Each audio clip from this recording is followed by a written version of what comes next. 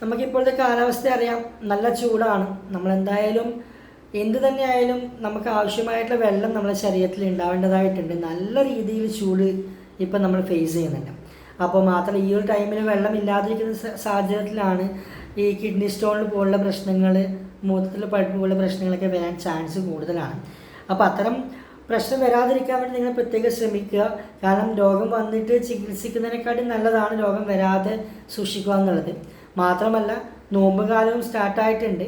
ഇപ്പം നോമ്പ് എടുക്കുന്നവരെ സംബന്ധിച്ചിടത്തോളം അവർ നോമ്പ് എടുക്കുന്ന സമയം അല്ലാതെയുള്ളൊരു ടൈം ഉണ്ടാവുമല്ലോ.